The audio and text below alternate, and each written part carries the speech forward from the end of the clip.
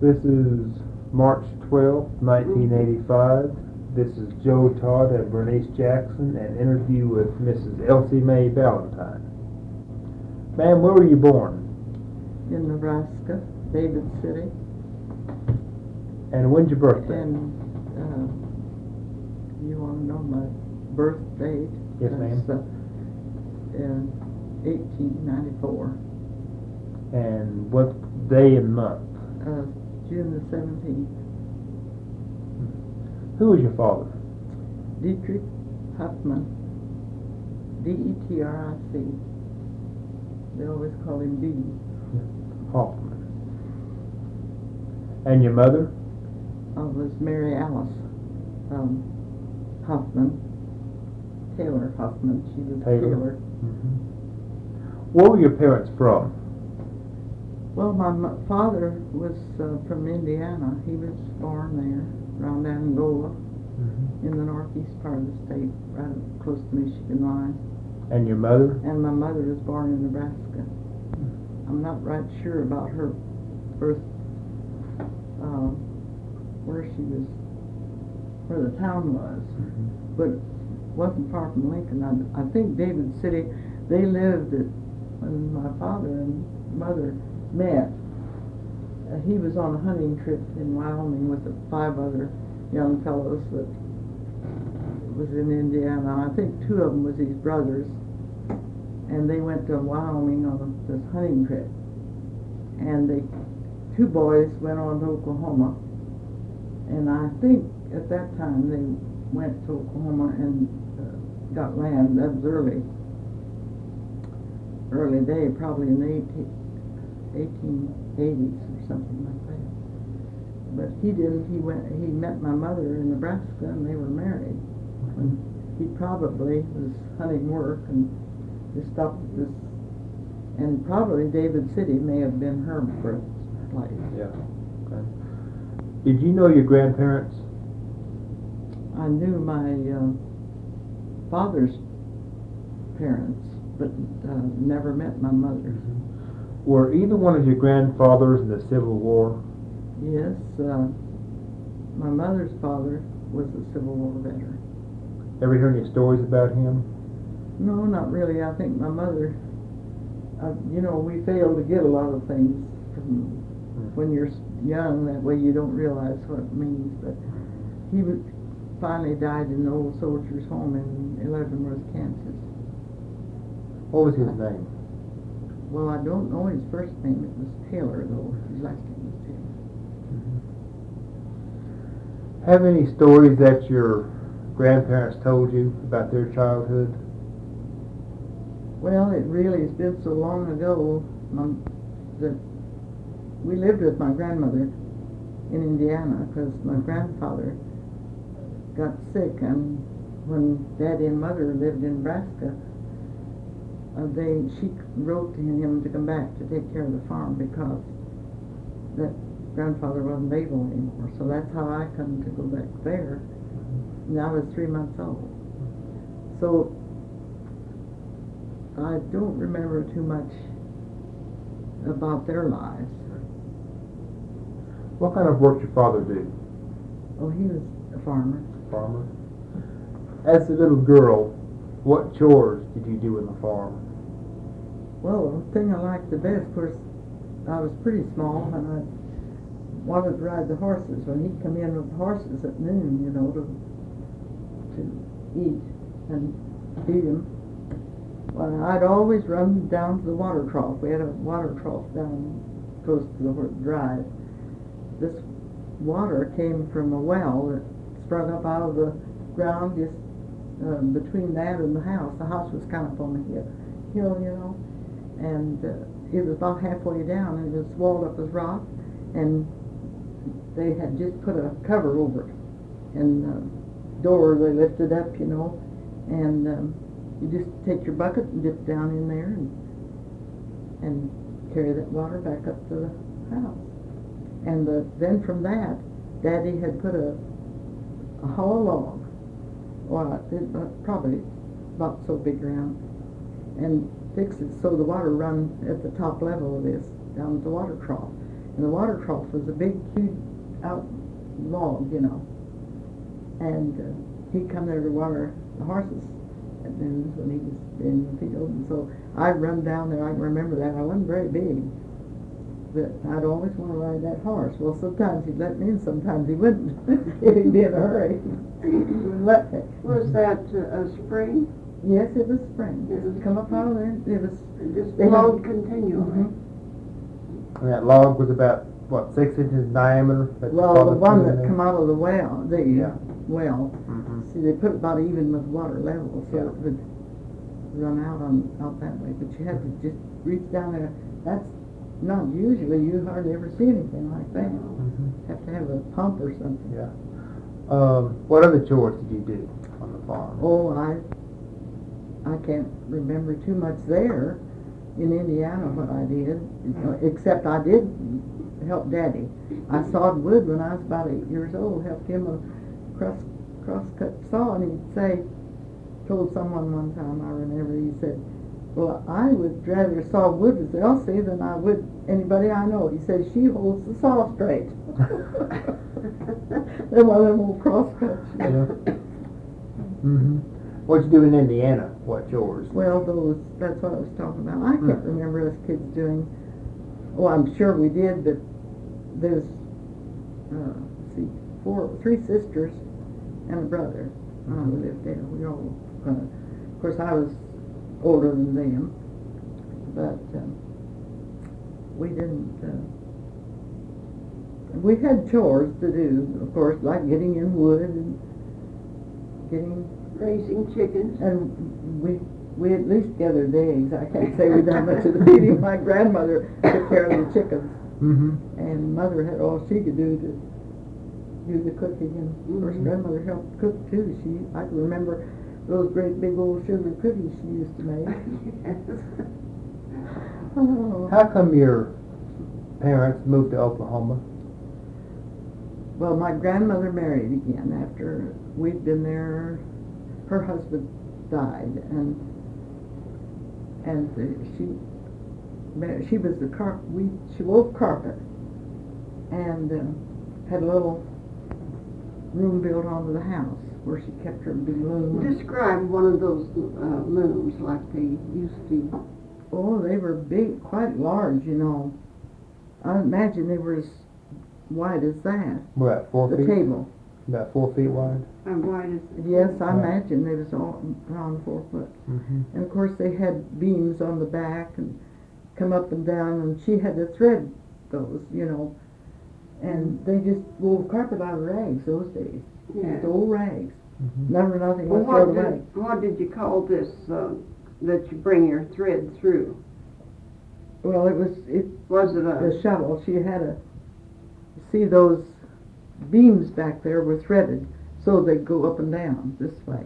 And when it come up one way, she'd run the shuttle. It was I suspect it was about that long wood, made out of wood. Yeah, about a foot long or so? Something like that. And she would shove that through when the warp went up this way. Well, weren't there pedals that she worked yes, with there her was. feet? I don't know how. I think that was to operate the back, you know, Yeah. To make the threads cross. And then there's another thing that she'd pull this way to tighten. Yes, that's what I'm trying to think the name of. I can't think. It pulled. She'd grab a hold of that. It had a rod across there, wooden rod. It was all wood except some was steel in the back. You bring this up and that would tighten. Yes, Then tighten. you cross the thread again, And- is that right? Yes. Mm-hmm. Then you cross the thread again before you run that shuttle through. See? Mhm. That's the way it was. She had an old spinning wheel. She used it hard. I saw my grandmother's, and I saw her weave carpet when I was 11 years old, and I was just fascinated by it. Well, we I- grew up with it till it didn't really was. That was just one thing that you felt like was part of the life. Yes. I really never paid too much attention. I can remember it. Mm-hmm. And she had this. People come there with bags of. I can remember one time, grandmother had white lilac bush out in front of the, right close to, well, it was right along the drive where they used to come in to our place. It was we had a lane, we called it, come down from the main road. Down, there was no highways, you know, just No. main road. Mm-hmm. Just any what kind of road. I mean, you went straight part of the time you didn't. Yeah. But I remember this lady come with a horse and buggy, and she had a big sack of these they wind them in balls. See, Carpet you balls. cut those rags Carpet and sew rags. them. Yeah. And she would, so while, I think there must have been another lady with her, and I can't remember that part. But anyway, while this grandma was talking to someone, she turned those white lilacs down for her horse to eat. Oh, grandmother was upset about that.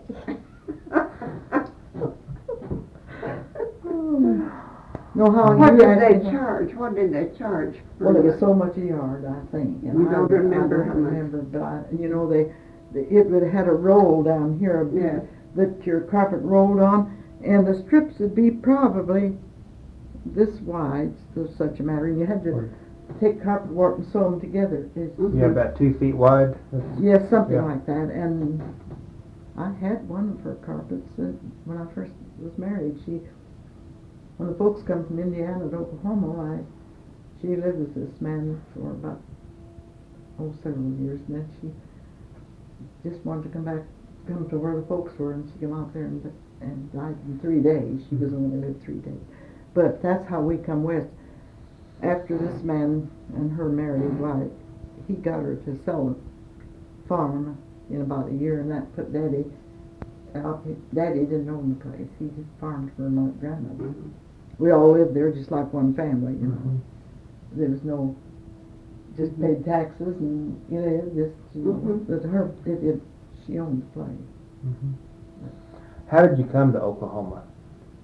On the train. On the train? We came first to Kansas. My daddy had an uncle up at Lard, Kansas. They were wheat farmers. He had some good land up there. And we come there on the way out to visit. And while we were there, my daddy's cousin, their son, their daughter really, and her husband lived on another farm, and they wanted Daddy and Mother to stay till that summer.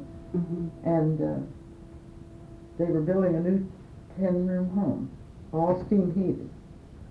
So Mother, they had a 3-room granary down on this farm that they were building on. Is different from where their home was. And Mother cooked for the carpenters and the plumbers that summer while they built this house. And my daddy done the spring farming, just corn and some corn. And then's when I rode the horse. I was bigger then. And one day, Daddy wasn't feeling good, and he was supposed to harrow the maize. I think it was a maize crop west of the house, and so he did. Of course, he farmed with their machinery and horses. So he got the horses out and wanted to know if I could harrow that field of maize. And of course, that delighted me. I love horses, love to play around with horses. So I took them horses and followed that harrow on 20 acres that day. Those carpenters couldn't believe it. I was 12 years old. How many miles did you walk? I don't know. Going around the and I had to walk. Sure, you'd have to walk. You got your exercise that day. Yeah, I had to help Daddy. I was the oldest, and 3 girls, so I was Daddy's helper. So I was him farming and cutting wood and getting the horses out, helping him, you know. You do any plowing? Oh, yes. Last year I was home. Of course, that was the year I married. I was 16. And that was when we moved to Woodward County. No, take it back. It was in Major County. And when Daddy bought a farm up there, but he decided he couldn't pay for it. So we sold it. And then he went south of about 2.5 miles, and there was a claim down there that hadn't been taken yet. Well, all the good land was gone. This was just, actually, was more like a home than anything else. You couldn't raise anything on it much. There was only about a quarter of it that was even fit for pasture. So we just had 2 horses and 2 cows, and we built that sod house. That was rough times. Daddy had to work out, and he only made about 75 cents a day. Imagine feeding, there was 4 children and he and mother. Imagine feeding, and then that wasn't every day. And, it was that old red land and mesquite brush, and I don't know, us kids didn't think much about it, we just went along with it. Had to haul water. Well, Daddy dug a cistern, and the cistern, you didn't always get a rain, and so it wasn't really fit to drink. We had to haul, after it set a while, you could if it was cleaned out and would rain, we could use it, but I never could drink that cistern water. It had a different taste, so Daddy we started hauling water from where my husband lived, about 2 miles north of us. He was my husband later, but I used to go down, I'm my sister, we'd get this barrel of water and bring it home. What year did you move to Oklahoma? In 1906. And in Major County. in Major County. What part of Major County? It's south of Winoka, about 7 miles. Okay, is that where you had the sod house?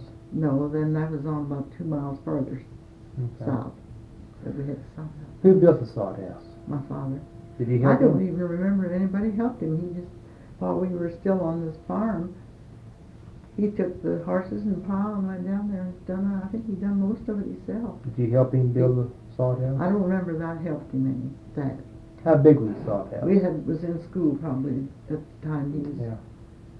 See, our school was about a mile east of where we lived, but we could go across just walk through the pastures over to it. Because if we went around the section line, it'd been quite a bit farther. How big was that sod house? It's about I would say it was about a 12 by 20, something like that. Just one room. What? We dug a cave later, and us girls, we just dug it in the bank, and like the house set here, we went down a little bank here, and right around there, he dug the cave, and we just dug it. We helped, us girls just helped chip away that old, it was that red land, where, and called it blue gyp, that blue blue soil there, and you could take that and mix it with sand and almost make cement, and that's what he used as cement for things, where it didn't wash. Yeah. How was the sod house furnished on the inside? What? Well, ours was just plain sod. We never lived there. I think they lived there about long enough to prove it up, and then they left it because there's no future there at all. Yeah. Just, did you have the inside of the walls plastered? No, we didn't even plaster them while we lived there. Some did, and some. There was a neighbor close to us that had one that was plastered, but I don't know. Daddy put a shingle roof on it, and because we needed the cistern water, That's about as far as we ever got. What furniture did you have inside the sod house? Well, Mother we moved the furniture from Indiana, table and chairs and beds, and us kids had just a spring, and us 3 girls slept together, and had a feather bed on the beds. Well, we had just a straw tick, whenever they thrash in the summer, we'd go to somebody that thrashed oats, because oats wouldn't have these beards, and like the wheat did, so we'd go and help Daddy fill that tick, and it'd be so big and full, we thought sleeping on that night was something. For a while, so there was an old man lived there close. He was old. Well, I don't know what war I figure it was the Civil War. He was an old veteran. He was the father of our nearest neighbor, lived a half a mile. And he was kind of he was right. He fought on some land that was a big mountain like one of them Jip Hills, you know. And he had his house dug back in the bank, you know, and us kids, he had one of these phonographs that was a cylinder type, you know. And his son lived there next to him, and the daughter would have us kids come over and go over to Grandpa's house, and we'd hear that phonograph. You know, we thought that was something. Do you remember what records they played?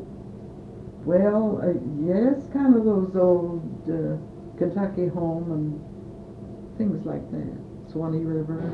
Or about the preacher and the bear? Well, I imagine he had that. You imagine? I'd imagine that he had that. They all had that one, seems to me like.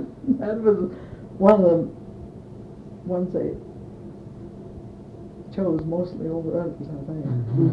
But this girl was a year older than I was. And I went over there a lot of times to help them with their chores. And then she and I would, moonlight nights, the creek run right along close to their corral. And she and I would get on old dresses and go down there moonlight nights, and we go swimming. You know, we didn't swim much. We neither one could swim, but we used to have fun just going down there. You know, they didn't have such things, bathing suits then. We just put on old dresses and we'd go down there, and it really had a lot of fun. Oh, yeah. After you proved up that land, where did you go from Major County? Well, I was married at the time. I married the last year, maybe next to the last year that the folks lived there. And I lived about 2.5 miles north of. What year were you married? In 1910. 1910. December the 7th. And what was your husband's name? Lee Valentine. Lee. Do you remember Statehood Day? 1907? No, 1907. That was the next year after we moved to Oklahoma. But I don't remember anything much about it. You know, then kids didn't pay much attention to things that way. At that age, I was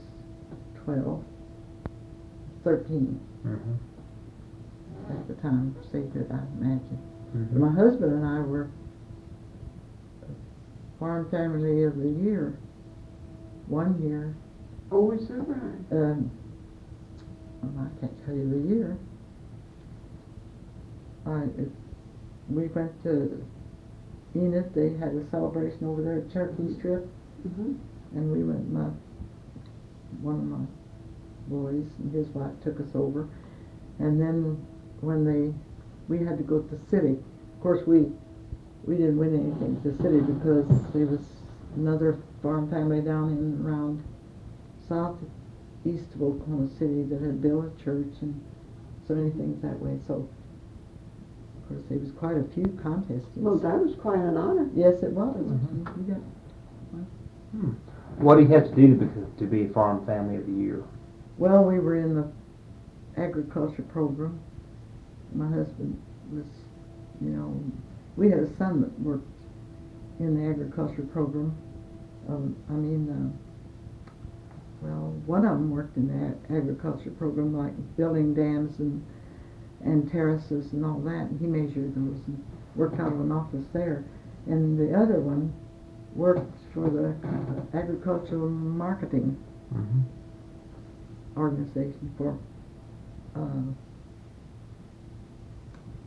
40 years. He just retired a couple of years ago. But what was you asked me? Oh, about how do you become Farm Family of the Year? And of course, my daughter, one of the daughters, worked in the Chamber of Commerce, and she wrote up an article and put it in the paper of our family life and that, and then we had to.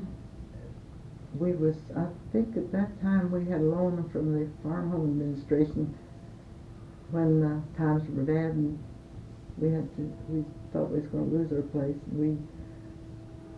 My husband, he got discouraged easy. Mm-hmm.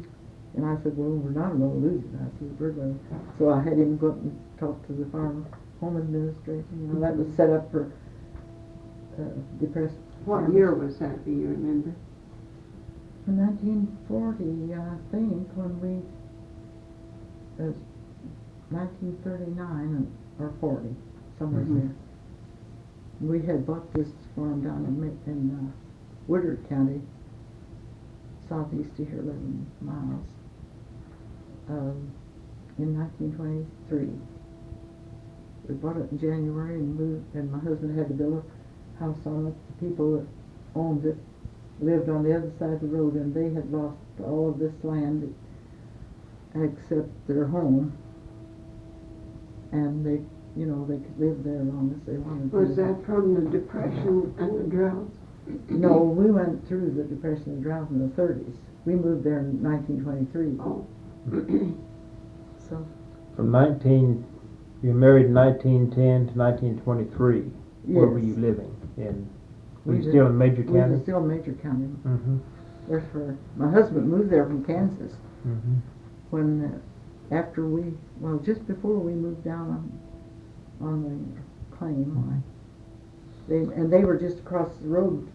His farm was just across the road, but the houses were about a quarter of a mile apart, something like that.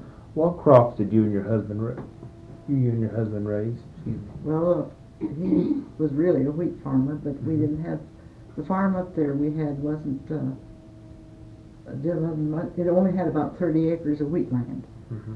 The rest was all the pasture was sagebrush and sandburs and buffalo grass in it. But you know, he tried to raise stock, and only 160 acres. Well, you can't raise too much on. And then we had 5 children by the time we left there in 23. So we come. When we was taking the Kansas City Star, and in there was an advertisement from Woodward. Ralph Gaston had an ad in there, and I said, Lee, you should go down and see about that. I said, you're going to have to do something, because he liked to raise stock. He was raising mules and horses and cattle, and on 160 you just don't have that much. And of course, what land he had, about 40 acres, he just farmed for feed for the stock. Never sold much off that, just a little 30 acres of wheat, and then he'd have to save some of that, for seed. So he come to Woodward on the train. He drove over to Belgium, I think he had somebody taken over there. I don't remember how he got back, but anyway, rode the train down one day and met this Mr. Gaston, and a banker there had some land for sale, the one we had, or we got, and so he traded this land we had up there. We traded on it. It was clear. We had it paid for. So that's how we started. It was rough going, I tell you. What kind of house did you have down here? It was a frame house. Frame house? He built it before we moved down. Mm-hmm. It was a 30 by 20, I believe. Mm-hmm. It was 4 rooms. Yeah. 2 bedrooms. And we had my mother-in-law too. She lived with us. She was living with my husband when we married, because that was all the home she had in her. Let me back up and ask about World War I. Oh. 1917, 1918. My husband had to register for the draft, but they didn't take men with families. Mm-hmm. I think at that time we had 3 children. And one boy was one that I was telling you about, was in the agriculture program, or the marketing program was. Did you do any work for the war effort? Yes, we done quite a bit. I mean, the women would knit socks and those. I remember knitting oh, let's see, what was it? I need a pair of socks, and they had wristlets and helmets. That's what we needed. And we made pajamas. I mean, they were not really pajamas, they were underwear, that they made pants and the undershirts some way. And we made them for the Red Cross. Now, I don't know that the soldiers used them. Did you make those out of this outing? No, we made them out of, it seemed as though unbleached muslin. Unbleached muslin. And it wasn't outing, it was unbleached muslin. What did you do Armistice Day? That was The day the war ended. I had my 5th child then, and he was baby. So my husband, we had taken, his brother's wife had died, and their 3 children were the same age as my oldest 3. So I went to my sister's that day to stay with her, and while my husband took the 2 boys, his brother's boys, our 2 oldest were girls, and his 2 were boys. So I took the little girl. He had a little girl too. So I took the rest of the children all down to my sister's estate while he went and took the boys up for the celebration at Winoka. And that's about all I remember about that. They had quite a celebration that day in Winoka. What about the flu epidemic, 1980? That was bad, real bad. My husband never took it, but he went, there was sort of horse and buggy days. There was some cars, I guess, Model Ts around. And the doctor had one, I think. But there was a bad snowstorm coming. People all around had this flu. And we didn't take it. But my husband would go to, him and another neighbor would go to the river bridge, the Cimarron Bridge over there, and meet the doctor with medicine for the whole community. And they'd ride horseback and deliver that over drifts of snow. Couldn't drive. What kind of medicine do they use? Well, he used a little black pill. I forget what they call it. My daughter knows what it is. We call that. And of course, a lot of people died too. But that saved a lot of people's lives. That little black pill. And when you put it in water, in a teaspoon, and it's just a little, just not much bigger than a match head. And you put that in the teaspoon of water and soaked it in that and drank it, and it was just tasted like ink. It was black and it looked like ink and it tasted like ink, but I guess it wasn't. But you don't know what was in it. No, I can't think. I think my daughter knows what the name of it was. But they used that. We used it when one of my boys had pneumonia when he was about 10 months old, and I think it saved his life. Well, Real sick for a Do week. you remember any home remedies? learning a lot too. Yes, she would, when there was an epidemic in the neighborhood, she would take,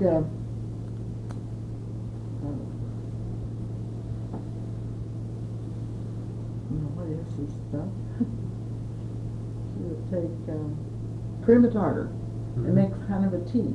And she said it warded off diseases if you take that.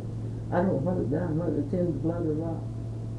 But she would take that and have us drink that.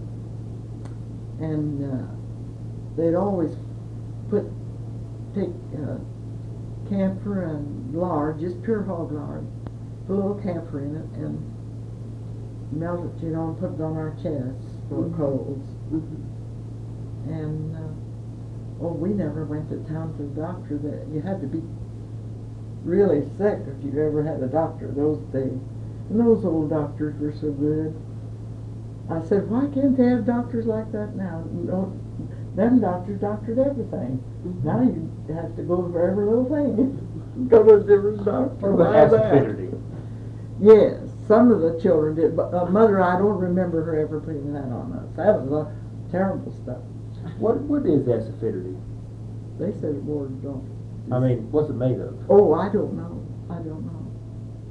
They said it warded off disease. They'd make some kids, you know, wear them to school all winter. Well, Mama Little bag wore of acidity around their neck. Mama wore them as a little girl. She said, you know, they work too. They Well, they- stunk so bad, no one to get close to you. that was the whole thing. So you wouldn't spread disease. Expect that was the whole thing. But I know my grandmother, and she was a great hand for old remedies. You know, that's where mother learned a lot of hers, because she was younger, you know, and of course she thought that was all right. Grandma could do everything.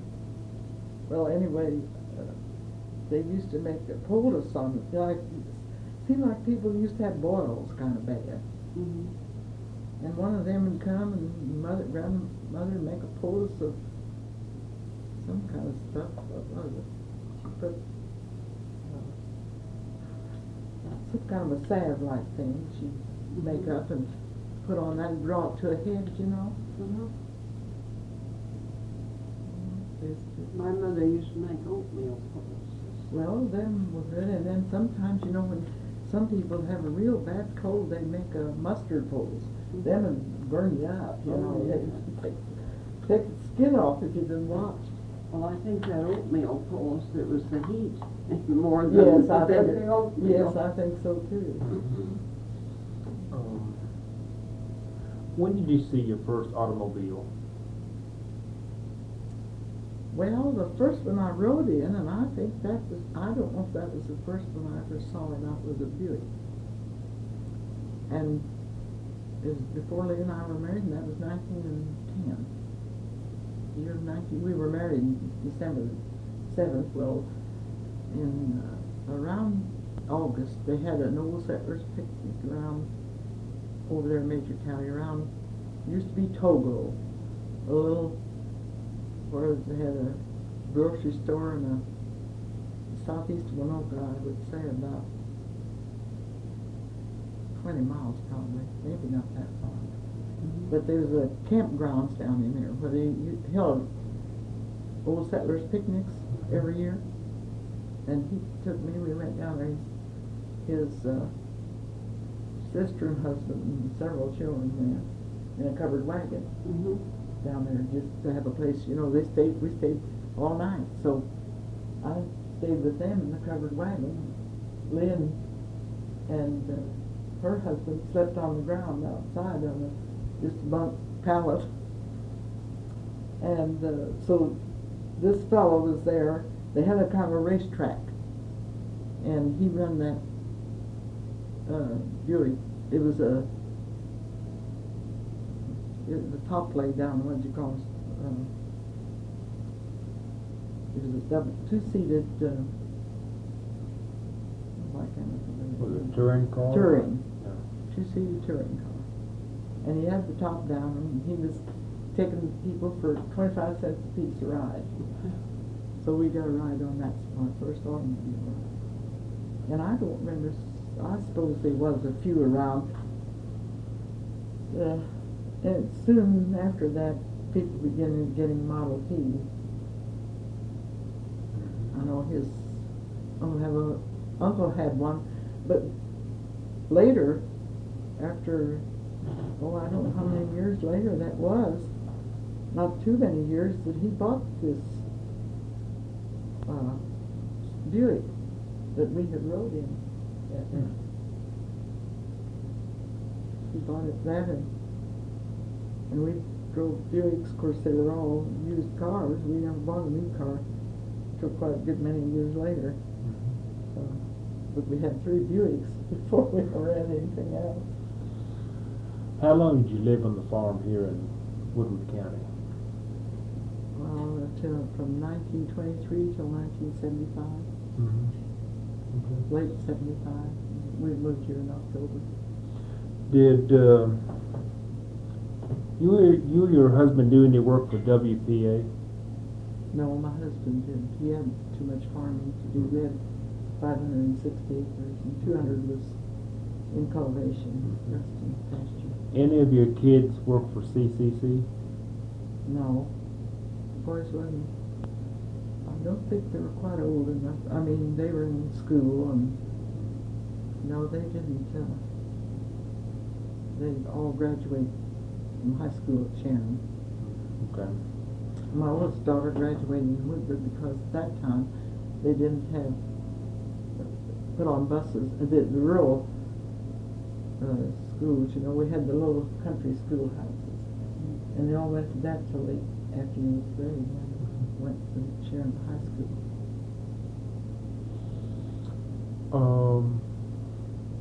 Depression, the dust storms. How did depression affect you and your family? Well, I don't know. I think everybody just sort of accepted it. Dirt rolling everywhere. You know?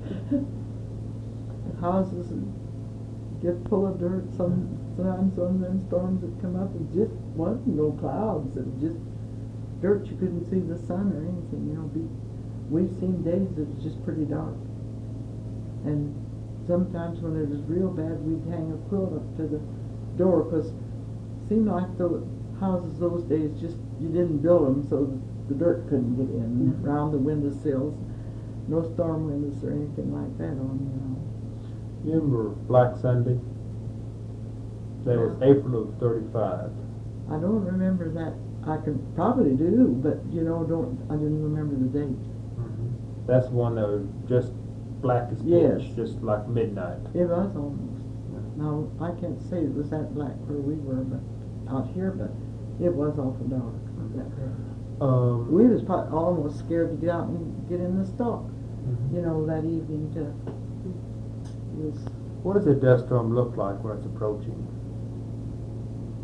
Well, it just looks like, you could see it usually comes from the northwest. When it did, you was getting Kansas dirt. In western Kansas, you know that well, they must have been terrific out there. Because it's black, mostly, dark dirt. Where ours is lots of sand in this part of the country here. And not a lot that is tight dirt soil. Except when you get the redwood lands. But that's tight.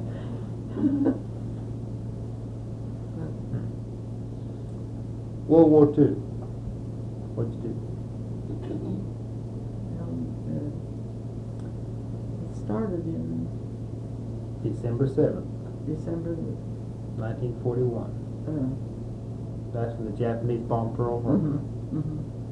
On your anniversary. I had two boys, and so we had two of the boys. The oldest boy didn't go. He was working for a mechanic at Sharon.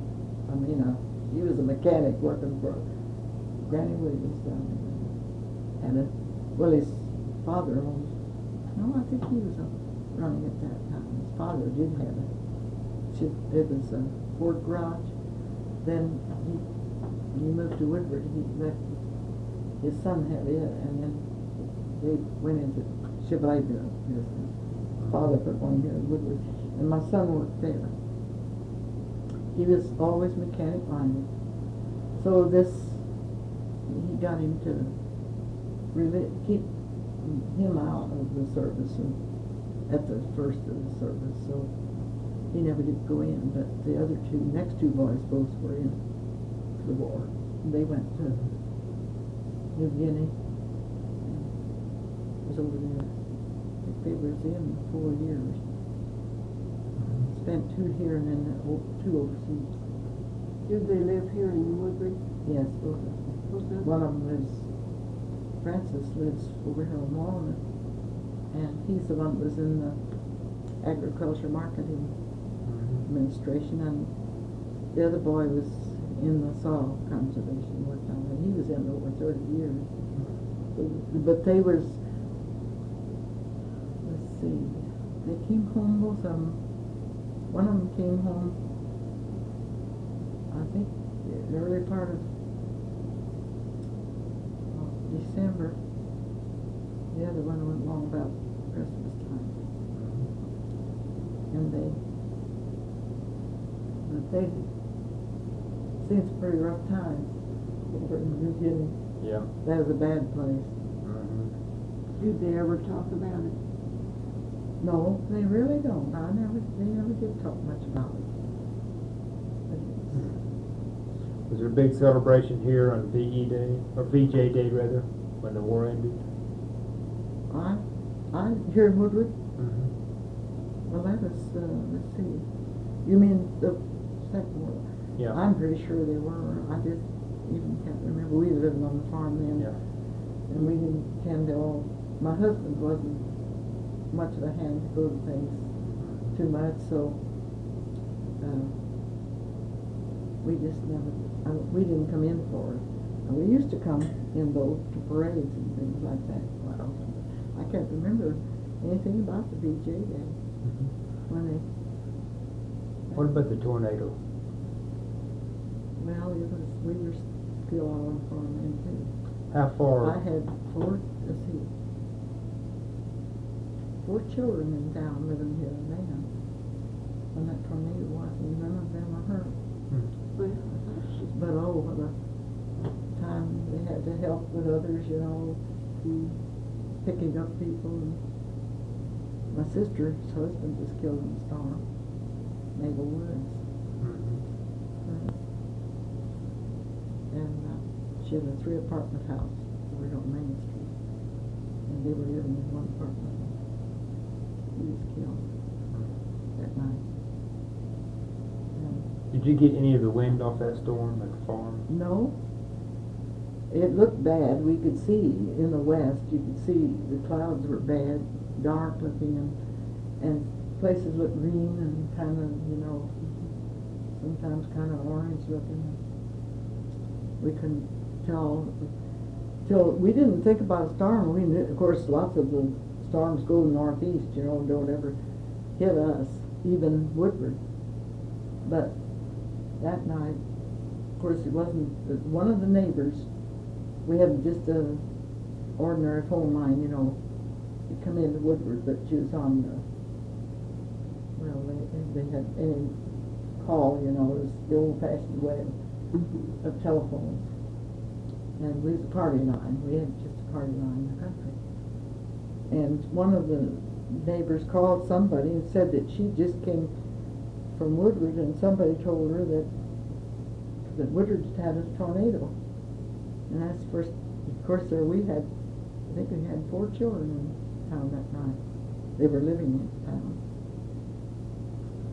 So we didn't try to come into town because it wasn't long till my son came out with his family. He had his wife and little boy, and one of the other children, I believe it was Lloyd, and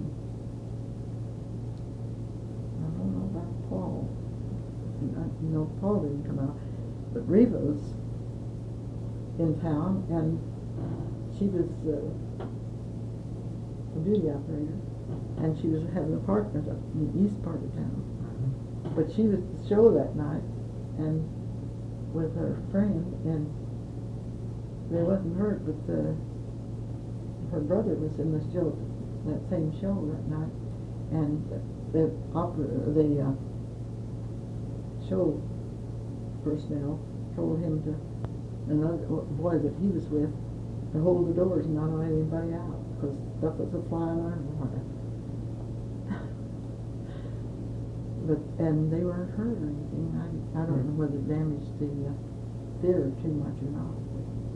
My son's car was across the street from the theater, and it wasn't hurt, not a thing, not a scratch. And cars all around was flattened and damaged, and it was really odd to think about. How many were killed in that tornado?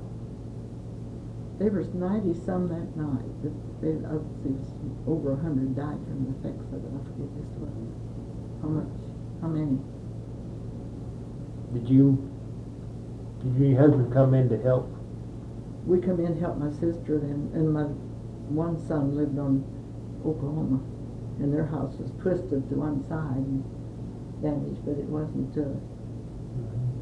see, they weren't in it. They were at the show that night too. Well, my son wasn't at the show, but I forget what he had to do that night, and he was working in the garage up here then. And his wife and little boy went to, I think they were in the same show. They had two shows. One was the Woodward and one was the, what was that other little show down the street? Terry. Was it Terry? Terry brothers run, but one was the Woodward Theater and the other was the Terry time. And they was at Terry time. And of course they weren't hurt. And the storm hit him. He tried to make it to the garage. And it was the old Tyser building down here. Do you know anything about where the Sooner Furniture is now? That was the old Tyser garage. I don't remember what cars he sold, but my son was working there. So he thought he'd go down. It was Ford. That's what it was. He thought he'd go down there and work a while. And he started from another brother's to go over there for a little while. And before he got there, it hit. He couldn't get in, and there was just on the north side of that was a filling station, and he grabbed something and put it over his head, a board or something, just sat down there, but outside. And as happened, he didn't get hurt, and of course when it was all over, well, there's debris everywhere. Lines down, and of course he made a beeline for the theater as fast as he could go, see if they was hurt. It just happened on me. That's terrible time. Yeah, that was quite a... And of course my husband came up and helped my sister. They worked, days. She had a lot of lumber. Well, her and her husband owned a piece of property by them on the corner. That house was completely gone, not a speck of it ever did they find. And hers was a 3-apartment house next to it.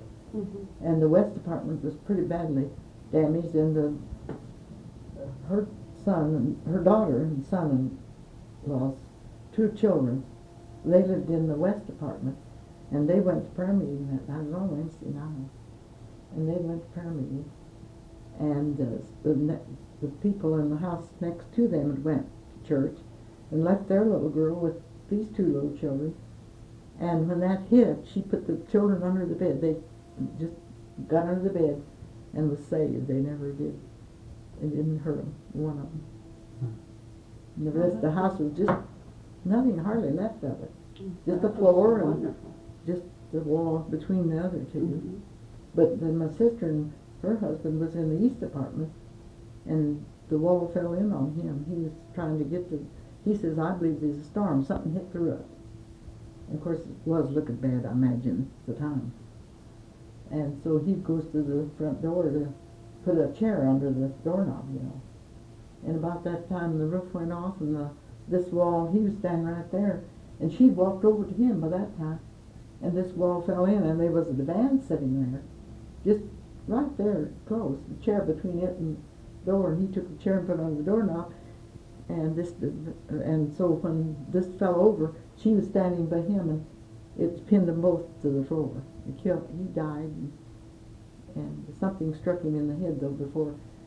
She thinks he might have been saved if he had the wall hadn't fell on him so that it smothered him or something. But she was laying with her arm under his and her head this way, and she tried to call someone, but when they surrounded the house, and her son and them got home from I guess the church wasn't damaged too bad. The First Baptist Church down there was where he was.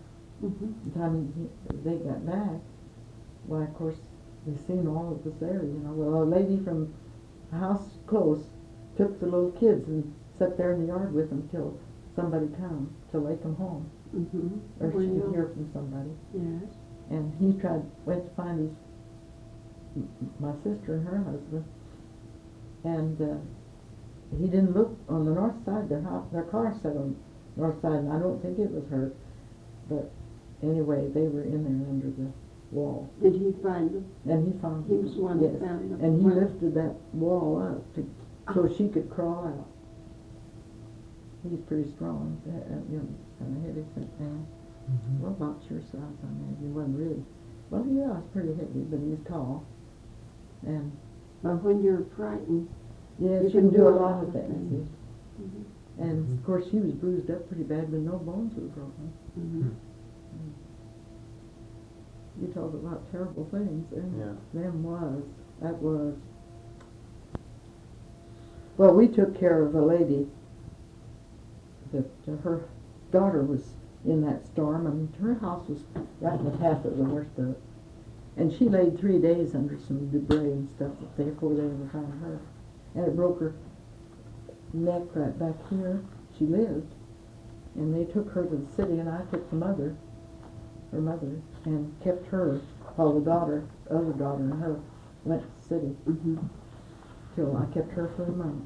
She was Well. old and Mm-hmm. kind And needed help. of needed help, and I kept her. Well, that was. And Lee helped. I didn't go into help much around, because I had the children, and Mhm. some of them lived at home. So I had all I could do.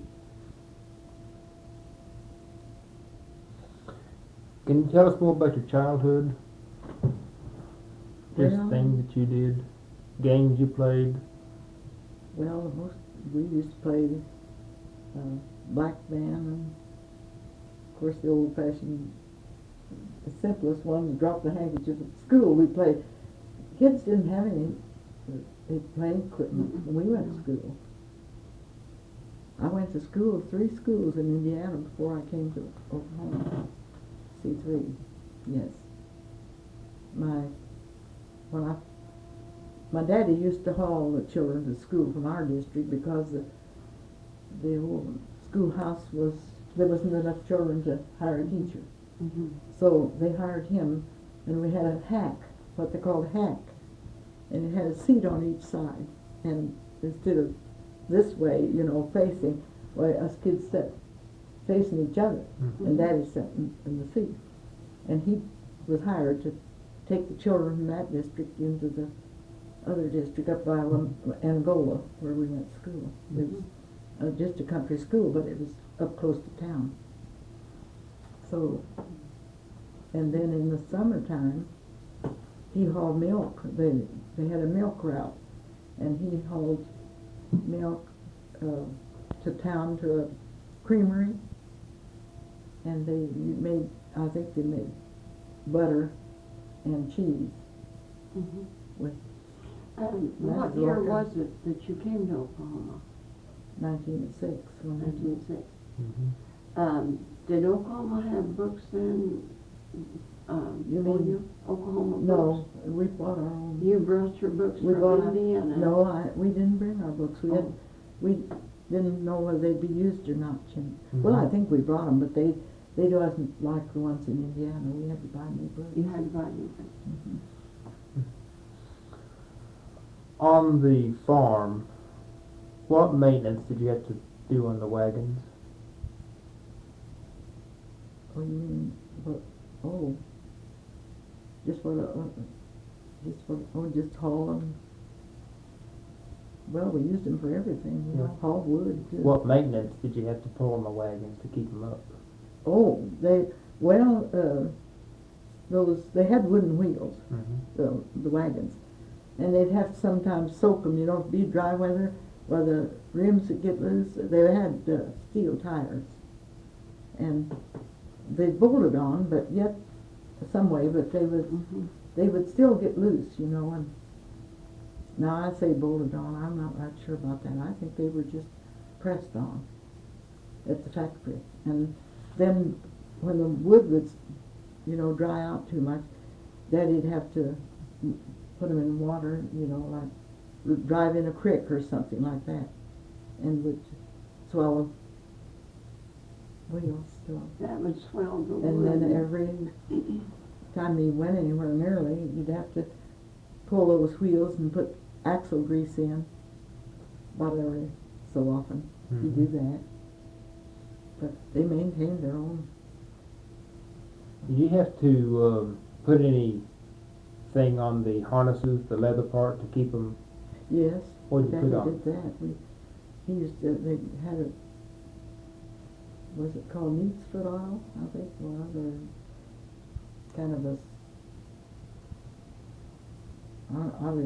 it was kind of a soft grease that they just rubbed on with their hands. Then they polished them, kind of. Take a rag and he'd rub that all on, because you would have to, the leather got hard if you didn't. Mm-hmm. Do you have any questions? No? Well, I think we have a good interview. Well, thank you. I hope you don't put that on and be playing that tape somewhere. This has been an outstanding interview. I have really enjoyed Well, it. thank you, but I really have. I'm not all that well educated. I only had an 8th grade education. And, Well, at that but- day, that was equal to high school. Well, you know, they even I taught think out so. of Yeah. 8th grade. Lily's sister did. Oh, could have. No, she didn't. She could have, but she went and got married, and he always thought she ought to taught school. Mhm. But then my sister, she taught school. My sister next to me. She went to Alva. This old man I was telling you about was there, had that phonograph where we went to talk to him. And another thing I was going to tell you about him, we went over there one time just to visit with him. You know, he's old and he's quite talkative, and we loved to hear his old war stories. Can't remember them, but he'd tell what happened, you know. He was had a fork and had got some corn husks somewhere, dried corn husks, you know, where you shuck the corn and them husks, and he was stripping them to make him a mattress. I mean, it wasn't a mattress, it was just put it in the old tick, you know, straw tick. And that was so funny. Well, I never heard We never done that. We didn't know about that. My mother might have knew about it, but she never done What was it. his name? I don't know his first name, but it was Stoneburner. I don't know his first name, but his son's name was Link Stoneburner. And I think his name was Abraham Lincoln Stoneburner. Is he still alive? No, they've been dead quite a long Well, time. this son? No, he isn't either. No, he died long years ago. Mm-hmm. He was quite old, and he was a broom maker. I was telling you about it, their garden, going down the creek. Well, they had a broom maker in one end of their cow shed, and they made brooms, and they bought this broom corn, you know, by the bale, and he soaked it in the green looking stuff. What did they call it? It was kind of a dye, but yet it was something you put on potato vines to kill bugs. That Paris green. Oh. And he used that to soak that in, made it kind of green, you know. Took the dough and made it look prettier. Yeah. And I used to watch them make brooms. And Mrs. Stoneburner, she done all the sewing. She had two leathers put around her hand, and they had a metal thing in here, and they had a needle about this long and her eye in the center, and she threaded that with twine. How long was that needle? About 4 or this 5 long. inches I had long? one here. I had it here, but I had one here, and I don't know whether it was theirs or not. But It was like a mattress needle or what? it was steel, Yeah. and it just come out to a point on each end, and the eye was in the middle. And she'd thread that in there, and then she'd take these. She had 2 steel things with holes, you know, just not indentation places, and she'd push that needle through one side of the broom. Well, she first wrapped this cord around the broom through about 3 times, and then she'd sew under and over till she'd sew that broom with this needle. Well, that's interesting. Yeah. And he had a press. He'd take them then, and he put them in a press first, and this press held them. Well, he wrapped the handles is what he done, and wrapped the broom, broom part around this handle, and it'd be just round. Then he put it in a press.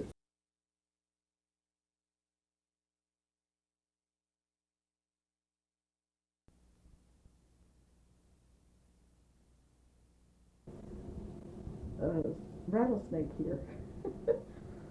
And sure enough, I hopped down from one rock to the next. there laid a big old bull snake. Well, of course, he probably looked bigger than what I thought he was. I hopped over that, and I just jumped right over him. He was laying there. So if I'd have stepped on him, I'd have got bit. Sure enough. So I stopped long enough though to pick up a rock and tried to kill him. But he got his head under the rock too fast for me, and I didn't kill him. That's the only experiment I ever had with rattlesnakes, except one time out north of the house where we lived. I saw one. There was quite a little hill back here too, just back of the house, and there was one going off towards the hill there. He'd been pretty close to the house, maybe right out of the, I don't know, but I didn't have anything to kill him with, so I had to let him go. Oh, they were rattlesnakes down there. That is their home, rattlesnakes. I bet you watched. You every bet I step. did. I sure was a kid. We had to go clear to, let's see, it was about 4 miles to the little store of Ziegler, Oklahoma. In that community, well, really, I don't know whether they had a store or not, but they had a post office there in a country home. So I used to ride lots of times over there to get the mail. Ziegler. Ziegler, Oklahoma. Where was Ziegler? Well, you know where Belva is? Where? Belva, Oklahoma, up here in Major County. You know where Winoka is? Yeah. Well, it was right south of Winoka. Let's see, I think it was 5 miles. It was 3 miles to the river, and 1, 2, 3. It's probably about 6 miles south of Winoka, a little bit east. And I've done a lot of things that way. Of course, I was the main one. My sisters didn't do much that way. They helped mother more. Well, I think the parents always depends on the oldest child to help out. Well, yes, I did. I had to do an awful lot. And I was going to tell you about another snake story if you got time to listen. Yeah, sure. After we moved down here on the ranch, Daddy dug we had to have a cellar right away because we had to build the house. The main house that had always been there was across the creek, but the barn was on our side. And the silo and some granaries and things, but there was no house. So when my husband come down there and my brother come with him and they built the house. And so later years, I believe the children were, I think maybe there was 1 or 2 of them home yet. We had a sister-in-law came from the one that I told you that we kept their children. Well, she was his second wife, and she came from California to visit us. And one day I had dinner ready, and I said, Mary, what would you like in the way of fruit? We always had fruit, in the cellar.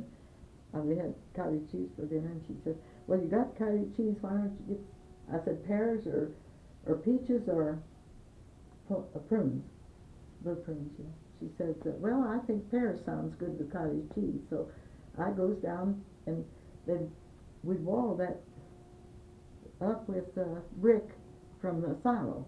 We wasn't ever going to use that silo. It had been used years and years, and my husband wasn't going to keep the machinery to fill that silo. So we had to dig a cellar to keep our eggs and cream, milk and stuff in. So he built a rather small cellar. It wasn't too small, it wasn't too big. So he just, those brick, he had a neighbor to come over and take the brick off of the silo, about 6 layers, and we built that, used that to wall up that cellar. So when they put it in there, my husband just took cement and stuck them together. He never did finish the walls, it just the brick. But there's holes in it. So I went down there that day, and I had shelves back in the back there. And something before that had knocked some jelly glasses I had on top there where I kept the fruit, on this shelf. And I noticed that some was down on the floor there broken. I thought, well, what in the world done that? And I looked around, there was nothing, rats or nothing just ever got in it. So when I went down to get that day, well, up there, and there was 2 big snakes laying up there on top of them shelves. What kind of snakes? Well, they were long, slim, and they were tan colored. They had no markings except just tan. Of course, the little scales, but they were just tan. And of course, I got out of there in a hurry, and I told my husband, I said, and I saw 2 sticking their heads out of the wall, out of those bricks. They were little chunks, that when they knocked the brick off like that, there'd be holes left. Well, he just stuck them together so they wouldn't fall in or anything. So when I run out of there and I said, Lee, come down here. I said, there's snakes in this cellar. So he run down there and got a pitchfork and he got the 2 that was up on the top. But the 2 in the bricks, I saw them sticking their head out. They had gone back. You didn't see them. I said, well, just leave the cellar open. They'll come out. It was early spring, see. I think it's first part of April, and they were coming out of hibernation. Well, back up a little bit. We used to have a dirt roof on it, and a log, and then poles, like they used to fix the old sod houses and things. And it had kind of got decayed, and so he'd taken it off and run cement. He reinforced it real well, but he run the cement over past the bricks, I suspect about a foot. Well, I think they'd hibernated under that for the winter, because they had come from we seen no place outside where they had come out or anything. So see, they had hibernated in there, and then they're coming out in the cellar. So after dinner, he went down, and there them 2 had come out, so he kills them. Well, then we were on the lookout. Before we got them all killed, there was 17 snakes come out of that. Well, one of them, early along in January, his sister and husband had came from Texas. They went down there for the winter, and they lived in Kansas City. So they come by and was at our house about a week. And I said to Daisy one day, I said, well, in winter time you get kind of bored sitting in the house. I said, let's go out and walk around. So we goes outside, and we had a little house out to one side, the boys' bedroom. We got that when they was at home for them to sleep in. 4 boys, you only had 2 bedrooms.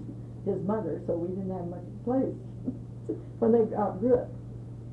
So we just walked out around by that. There's kind of some tall grass there, and I heard something, and my sister-in-law was just about a foot from it, and I saw that snake, and I says, Daisy, I don't want to excite you, but walk over here. I says, there's a snake. And of course, at that time, he couldn't have been too lively but I'm sure he come out of that place, because it was just around the other side of the cave. Was it a nice warm day? It was a nice, it was kind of They'll warm. come out, in January if it turns It was. warm. It was just a mild day, kind of balmy. So then we had no idea where it come from, because but just around that little house is where the cellar was. Well, after that ordeal, then I found one we had a trash can out the corner of the yard, and the bottom had fell out of it. And so, what we put in there was just tin cans. We always burned the trash in another barrel. So we just put other old junk in there that we couldn't burn. So I walked out there one day, and of course there was just about this much of the barrel setting up off the ground, kind of tipped to one side. And there was a snake. I could see a snake under that. So I had my husband come out there. He killed that one, and then we found one in the yard one day. But they were all of them long. Lee called them whip snakes, but I think they were kind of what do they call them? Anyway, they run fast. They were. I don't think they were like kind of racers. That's what we call them. And maybe they had 2 names. They probably in the first place whip snakes. Well, I think it depended on the party what they were called. Depended on what the person called them, I guess. But, oh my! I will tell you, my father calls all snakes. He has a name for them. He called them what? I won't tell you what he. Well, I tell you, they wasn't nothing. I tell you, snakes and me can just be as far apart as. Well, were there any wolves down in there? Oh my, yes. I'll have to tell you another little story. When we come to Oklahoma, I was telling you about my father's brothers coming to Oklahoma from Nebraska, and they were young fellows. They hadn't married or anything. I'm pretty sure I'm telling this right. They settled in Oklahoma because it was a early day, you know. It had to be around in the, see, I was born in 94. It must have been around in 1800s that Were they when they went into Nebraska. They come in for the land opening of '89. They must have. And so they had established pretty well by that time. They had farms and had married. Now, I never met my father's one brother, but the other one was, we stayed at their place a short time while Daddy was finding a place to come. There were some people, I believe it was they were friends that lived up on one over and had this place to sell. And that's about 50 miles. Homestead, Oklahoma is where they lived. And so we drove then in a covered wagon, not a covered wagon, we didn't even have a covered wagon. The folks had their furniture and household things sent to my uncles there. And then we bought a team of his wife's parents. They lived in Darrow, Oklahoma. And Darrow was just another little wide place in the road town. And Daddy bought a team and wagon of him, and we loaded this stuff all on that and started out for 2 miles for Major County. And we got over there at this Togo where I was telling you. Well, the first night we stayed out, we had to stay all night out one night. So when we come to them Gloss Mountains, you know where the Gloss Mountains is, we come through them. It was kind of just wagon roads is all it was, and they didn't go straight. They were trails. Yes, them days. So we was winding over way around through them, and we decided to stay all night there. So we got the springs off of the top of the wagon, whatever, and got down on the ground and comforts and bedding and stuff. And we just got settled good, and the coyotes began yelling. My mother thought they were wolves and that they would eat you. So she told Daddy, says, "Oh, we just better get up on the wagon." So here we went, piled up there. I don't know how we probably didn't sleep, but we laid up on that wagon the rest of the night, stayed up there. Then the next morning we got the horses hitched up and started on, and then the next day at noon, down at Togo, we had to cross a creek, no bridge.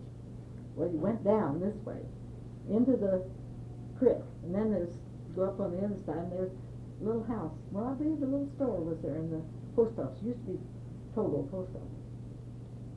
And when we got down right in the middle of that creek, the coupling pole broke, and went right there we were, sitting in that creek with a wheel on each side of a broken coupling pole. Well, there's nothing to do but help a neighbor and see if he'd let us have a wagon. So it happened they did. This man helped us get out of the creek and loaded up that and hitched up our horses and went on. And I don't remember much from there on. I remember a little old gyp house that was on the place with a roof. Daddy had to put a new roof on it. And I don't know when. I think he'd come up and done that before we moved down there, because him and Uncle Perry come up there and looked the place over. And there we was in a little old, I think it was a 12 or 14 gyp house where we unloaded everything. That was just about like, I tell you, that was pioneer days for us. But there was people all around, had 160 acres, you know, nobody hardly had any more than 160 acres, and they lived off of that. They milked cows and raised pigs and chickens, and they lived off of their. Everybody worked. Yes, they did, and gardens, you know. Of course, we couldn't preserve much, only fruit. We canned fruit, but we didn't have no. And you'd get fruit for the neighbors if you didn't have any. Your own, and we didn't. There was no fruit trees on that place. So I guess that's about the worst stories I can tell you.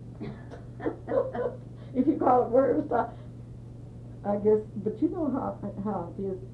Us kids didn't have a care in the world. We didn't know poverty. No, we didn't children know doesn't. anything was bad. Mother she always baked bread. We always had that homemade bread. If we didn't have nothing else, we had. And if she didn't have jelly, well, she'd always buy a gallon of syrup, and we'd eat syrup on our bread when days we didn't even have butter. And we'd take it to school. Now, we'd take a gallon syrup bucket with us, 3 kids, 3 girls, and my brother started school down there too, and we 4 of us had our, and she'd try to have cake or cookies or something, but boy, there was times when she didn't even have that much. Not an egg, or didn't have enough chickens, to, sometimes they wouldn't lay at all, you know. When did your husband die?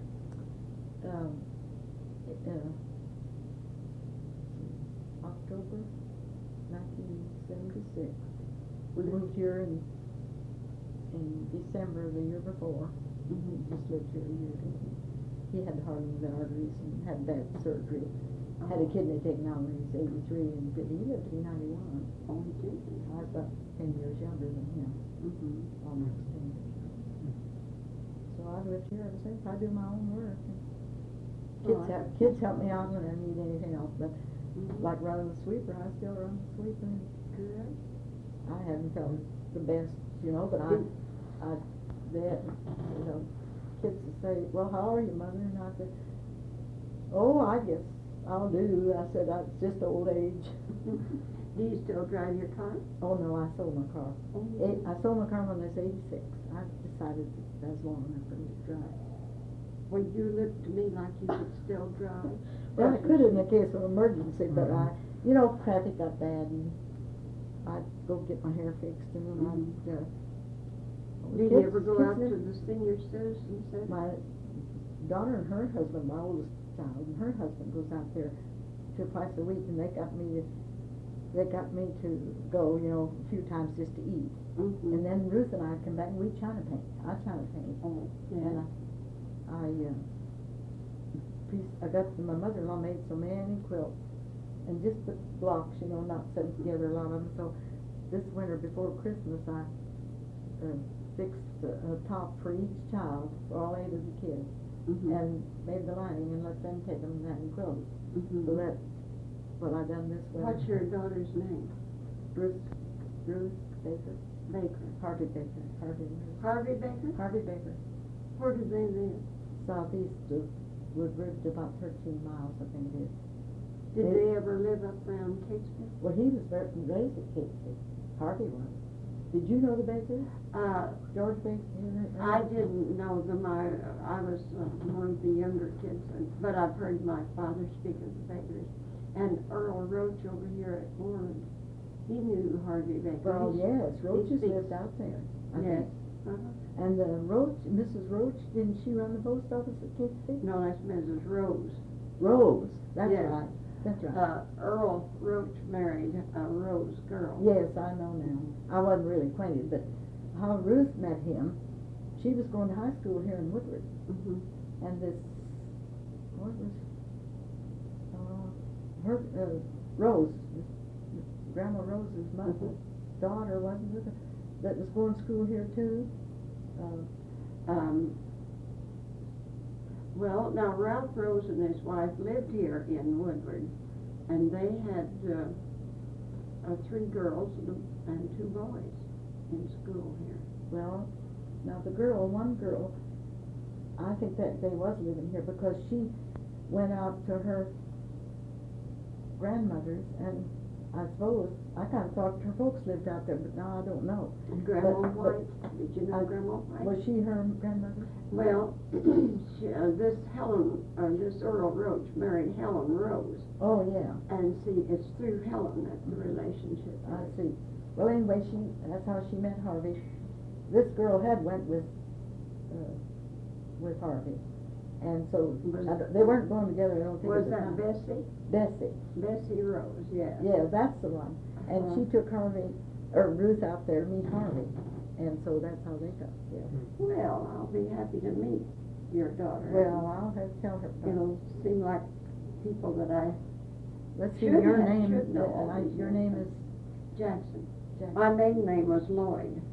Well, I'm going to write it down because you know I'll just mention that when I see them. Let's see. Your name now is... Berenice. Berenice. Nice. Mm-hmm. And Lloyd. Two Jackson. L's. Well, Jackson's Lloyd. Berenice Lloyd they, Jackson. They might know my folks by the name of Lloyd. Well, I bet Harvey does. He knows everybody out that way. He went to school at Shattuck. Yeah. High school. Oh, he did. He went to Catesby School and then Mm-hmm. at Shattuck. Let's see, Jackson. Anyway, I'll remember if I write it down because I'm terrible about remembering names. Can't remember hardly my own. Well, Are you getting tired? No, not at all. I can make you some coffee if you like. Oh, no, thank you. I should have had some made, never even thought of it. That's fine. I can't think of another thing. I can't either. Can you think of anything more? Helen told me that you were such a lovely person. That Helen Roach. Oh, let's see.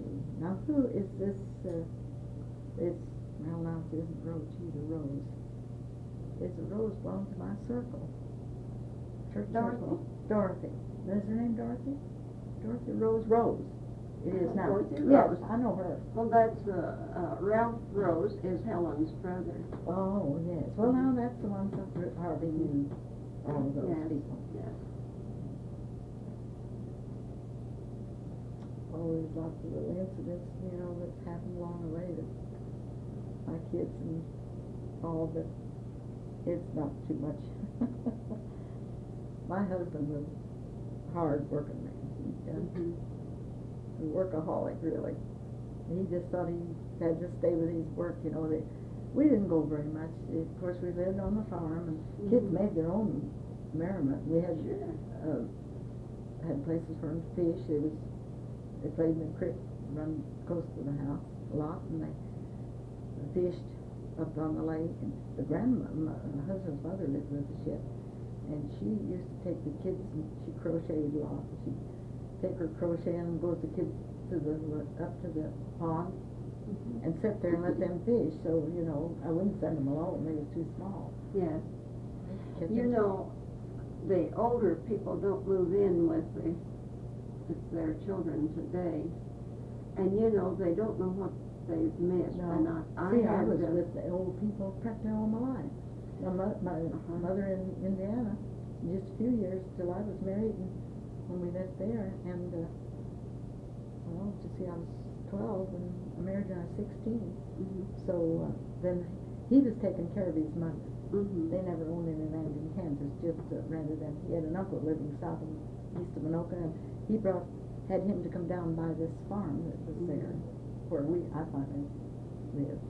But she was living with him all the home she had.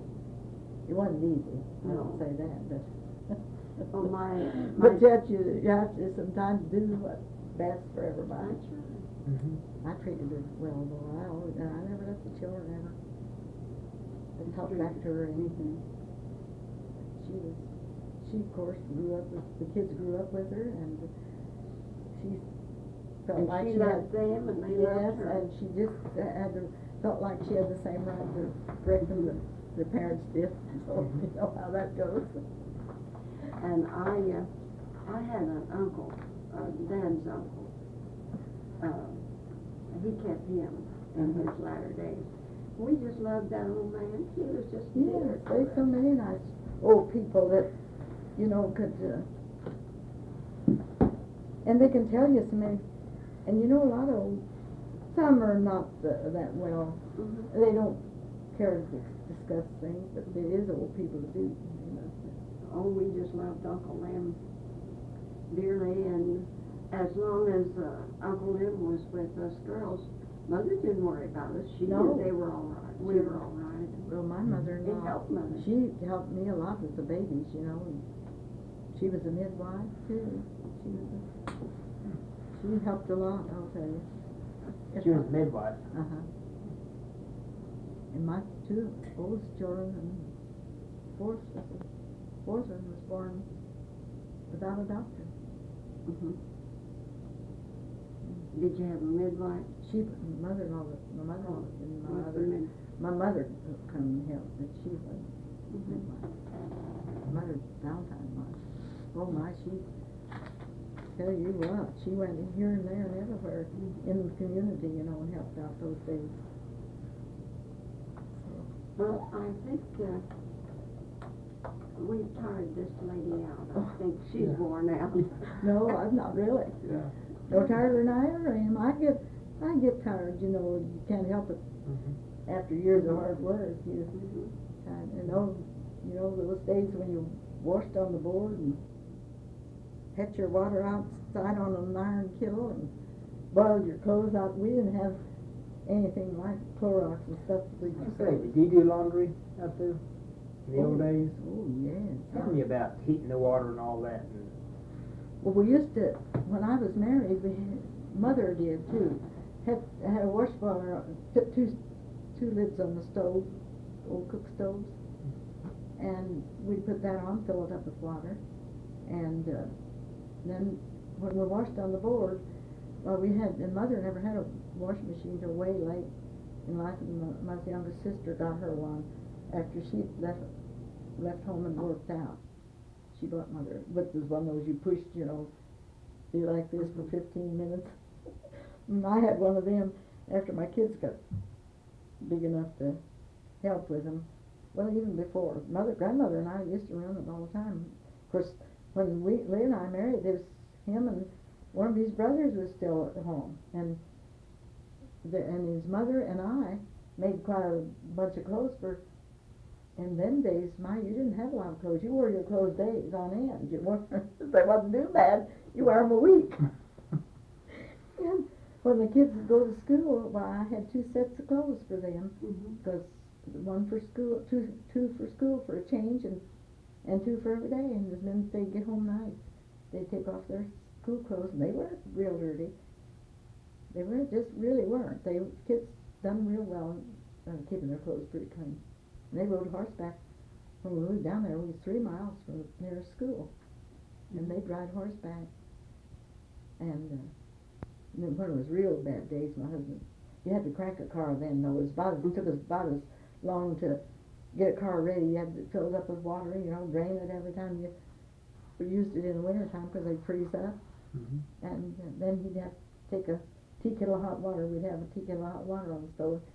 He'd take that down, pour it in the radiator, and then he'd fill it up with the other water, and then crank. Start cranking. What kind of car did you have? Well, we had a little Buick car. It was kind of little. It wasn't a touring. It was, let's see, I believe it had I think it had a metal top.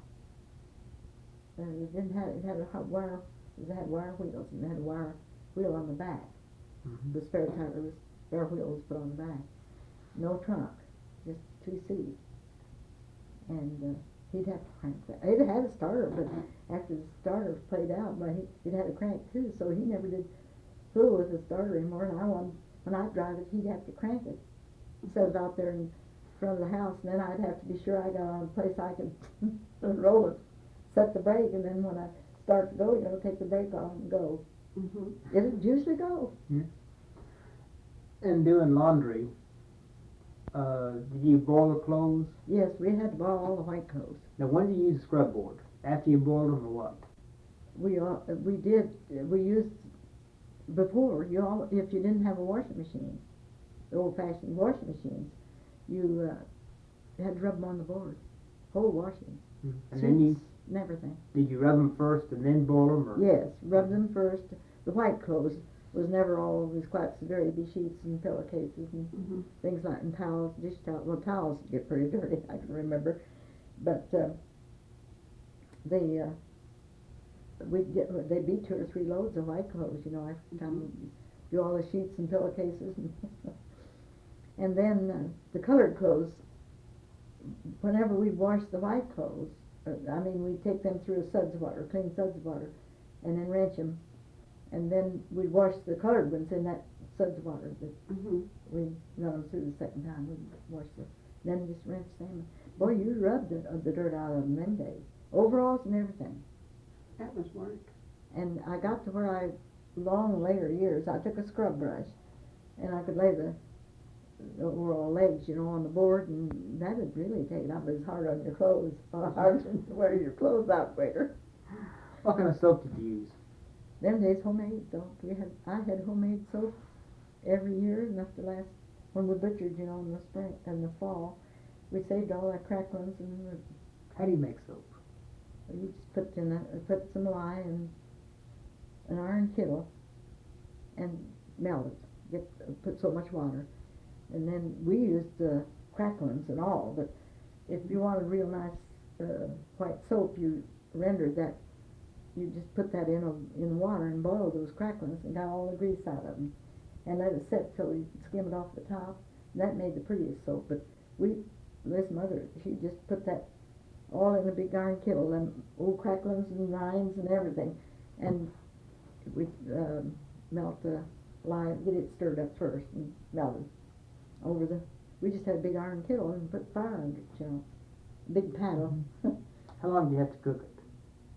Well, you cook it down until it was run kind of about like honey. We always had to let it go that long, and then we let it set overnight in the kettle, and then cut it out in bars and lay it out to dry.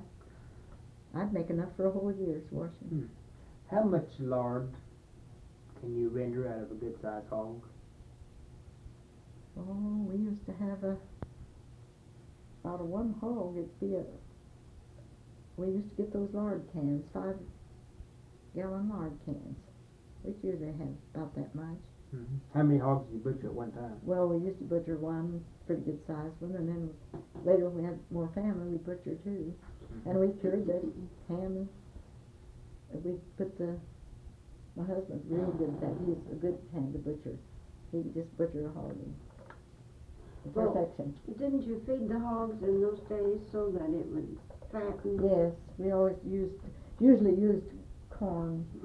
He'd grind, I've known him to just take corn that he shucked, sort of the whole ear.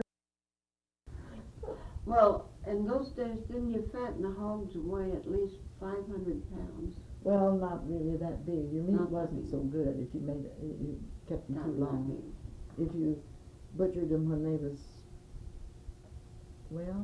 they'd have to be about, I would say 6 months old, something like that, to fatten them out to size to butcher. That'd be about a 300-pound hog. Then, Yes, or four. that's about what. That's more like it. Yes, if you get them too big, they're coarse and meat's not as good. How do you cure your hams? Well, we got the sugar trim. The old way they used to do it just salt. We get coarse salt, not the table salt. They had it, that you buy bags of it.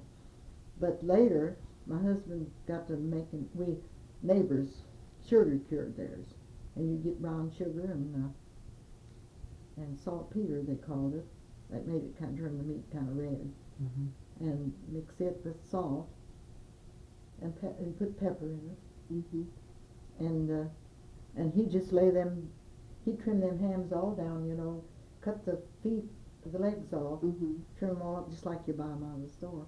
And then he'd put a slit in the center on the meat side where it would go into the bone, and then they'd cure better. And we just leave them lay there so many days on the table. It's cold weather, where nothing would get to them. And then the side meat the same way. That was our bacon. And then we'd grind up he always took what you call pork chops now, that's tenderloin. Tenderloin. And he'd strip that out of the back, there's one on each side of the backbone. And he'd strip that out. Oh, that's the best stuff you ever ate when it was fresh. We'd eat that till a few messes, and then we'd put the rest of it in the sausage. He'd trim all them off of the shoulder and all that. Then we cut the fat off to render in lard, and then we take all of the lean and put it in the sausage. And we used to even stuff sausage. You talk about something good, that's good. How do you stuff sausage? Well, we had a lard press, and what you do though, you clean the small intestines of the hog. Now, people think that's that's what it was always done. they think that's kind of, you wouldn't eat it, you know, but you take them and clean them, and I'd take a board and a knife, usually just a case knife, the back of a case knife where it wouldn't tear them, and just strip. Of course, they're coated inside, you know, with kind of a maybe what used you call Kind of a lining inside. And you just strip that all out, and then you put them in water, salt water, and you open them, kind of pull them open, and you get that water going in, and just keep washing them till they're just thin as tissue paper. Just look like they're just thin, you know. I used to clean them. You can even turn them wrong side out. Get them started just right. I didn't usually. Sounds simple, but doesn't. Yeah. Well, I guess there's not much of anything I haven't did. I started back there when I, born in '94. Well, you just come along with all kinds. I think I've lived in an area. Well, you have too, in an area where you just went through about every phase of human life, except way back in the days when they wore sandals and things, and robes, clothes and all. I sewed it, and I've always made clothes. I still make my clothes. I can't buy anything. I never did like to sew. I had to sew for my mother-in-law and my children. She didn't sew. I made her dresses and the kids, and made the boys' shirts when they used to go to the grade school. And then, of course, when they got in high school, I bought them shirts. My mother was a good seamstress. She made our clothes until I got to teaching, then I bought clothes. Them days, nearly everybody did sew. It was a have-to case. You didn't buy anything ready-made. I remember my mother one time, the only time that she ever bought a bought dress was when she sent to Montgomery Ward one time. Bought her a dress, house dress. And it was pretty fancy. It had ruffles, and it was real. In this day and age, it could be kind of pretty, I thought. Even this day and age. Well, did you use the in the wartime, I think it was, did you use the sacks? Oh, yes. Well, we always used, sugar coming in 10-pound bags. Well, and no, and 100 pound. Was it chicken feed? Oh, yes, I used. Had flowers, they made it, you could make dresses that out was of. long back in about the 30s. Yeah. The 20s and 30s. Because we used to go to town and take eggs and cream and haul home a couple of bags of that. And when I raised racing turkeys, I got a lot of those bags in. We'd get 300 pounds at a time, because I raised 200 or 300 turkeys every year. Boy, they was a good price too. That saved our farm, I'll tell you for sure. And the women would make dresses out of them. Oh yes, I have a sheet that my grandmother made out of flour sacks. Yeah, we did. I made them sheets for my boys all the time out of flour sacks, feed sacks, and 100-pound sugar sacks. Yes, I used them to line comforts. Yes, we did. We just used, made use of everything. Old rags. We never throwed old rags away. We used them for old rags. You didn't buy sponges and all that stuff. And we just made do with it. And my mother-in-law, she'd make rugs out of old dresses and things, cut them up and crochet them into rugs, Them days we didn't even have carpet on the floor. I had 2 carpets when we moved down on that claim. We'd build a house up there onto the one that was there, just a 2-room. And then a little gyp house off one side, what we used too. But I used to, when I took the rugs off the floor up there, and put them in 2 rooms. The 1 room. The rooms up there were small, so I took the 2 and put them in the 1 living room. But it wasn't a year to that, with all the family I had and all the sand tracked in. We didn't have cement walks or nothing. Cement just a little step out on the outside of cement, and that was all. And we just tracked in a lot of dirt. And no sweeper. Mm. You have to just take the broom and sweep it out. I remember my mother-in-law she went out and got some leaves off of the tree one time, the mulberry tree, and wet them and sprinkled them all over the floor so it wouldn't raise dust, and took the broom then and swept them across that rug to pick up the dirt, and it sure worked a lot. Yeah.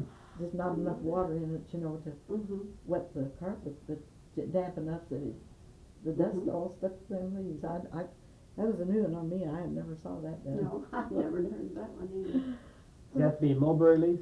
They were mulberry leaves. They had a mulberry trees out Oh, there in front, so yeah. she's went out and picked those off and put them in a pan, wet them, took the broom,